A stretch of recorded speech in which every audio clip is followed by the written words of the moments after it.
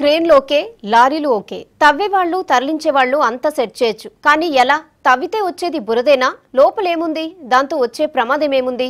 హుస్సేన్ సాగర్ ని క్లీన్ చేయడం ఇప్పుడు అధికారులకు తలనొప్పిగా ఎందుకు మారింది?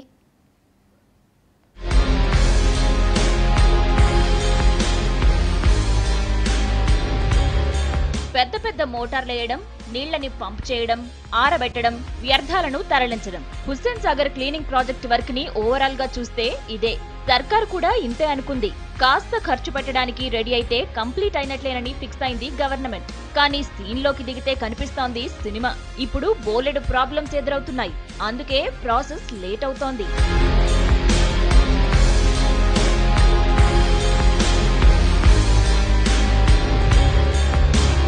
ఒకటి అరా కాదు, చిరాకుల లిస్టు చాంతాడంతుంది.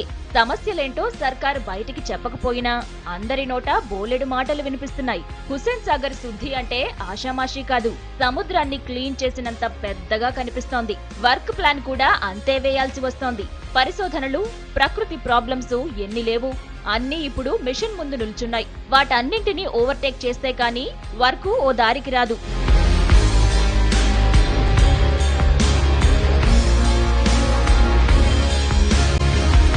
ఈ నీళ్లు ఈనాటివి కాదు, కొన్ని బయటకెళ్తున్నా ఎక్కువ నీళ్లు స్టోర్ అయి ఉంటున్నాయి. వారం రోజులు స్టోర్ అయిన నీళ్లే డేంజర్. మరి ఈ నీళ్ల పరిస్థితి ఏంటి? ఇక ఇందులో ఉండే చెత్త గురించి అందరికీ తెలిసిందే. కంపు మొత్తం ఇక్కడే చేరుతుంది. డేంజరస్ రసాయనాలు తవ్వితే టన్నులకి టన్నులు తేలుతుంది. వీధి చివరలో ఉండే చెత్త కుండి 2 రోజులు క్లీన్ కాకుంటేనే వీధంతా కంపు కొడుతుంది. ఆ లెక్కన దీన్ని అంచనా వేయడం కష్టం.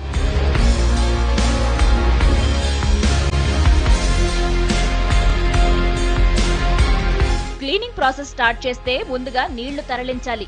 అంటే మూసీలో కలపాలి. ఇప్పటికే మూసీ మురికితో నిండిపోయింది. దానికే చస్తున్నారు జనం. ఇక ఈ కంపు ఆ కంపు కలిస్తే జనం కంపు కొట్టిపోతారు. ఆ నీళ్లు పారే ఏరియాలో బతకాలంటే కష్టమే.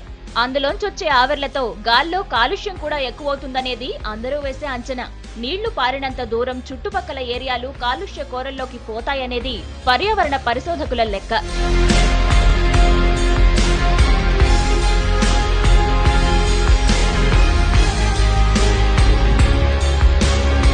ఇన్నాళ్లు వ్యర్థాలను తరలించడం, వాటిని స్టోర్ చేయడమే పెద్ద పని అనుకున్నారు. కానీ లోపలున్న వ్యర్థాలు చండాలపు వాసన. ఇన్ని నీళ్లున్నా గుప్పు గుప్పుమంటోంది. నీళ్లు కానీ లేకుంటే వ్యర్థాలను తట్టుకోవడం కష్టం. ఆరబెట్టడానికి కనీసం 1-2 నెలలు పట్టొచ్చు. అన్ని రోజులు ఈ ఏరియాకి ఆ టార్చర్ తప్పదు. మళ్లీ తవ్వే టైంలో కంపు పెరుగుతుంది. తవ్వే వారికి తిప్పలు తప్పవు. అది ఓ రకంగా సాహసమే. ఎవరికైనా ఆరోగ్యం దెబ్బతింటుంది. తవ్వే టైంలో సాగర్ ఏరియా మొత్తం కంపుతో బ్లాక్ అయిపోవడం ఖాయం.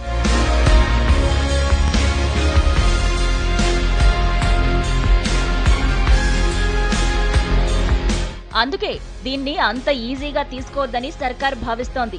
పరిశోధన తప్పదని లెక్కలేస్తున్నట్లు టాక్. మరి దారి కనిపెట్టే బాధ్యత ఎవ్వరికివ్వాలనే దానిపై డిస్కషన్స్ నడుస్తున్నట్లు తెలుస్తోంది. ఇంతకు ముందు కూడా సాగర్ వ్యర్థాలకి పరిష్కారం చూపేందుకు చాలా మంది వర్క్ చేశారు. వాళ్లల్లోనే ఎవరో ఒకరికి బాధ్యతలు అప్పచెప్పే అవకాశం కనిపిస్తోంది.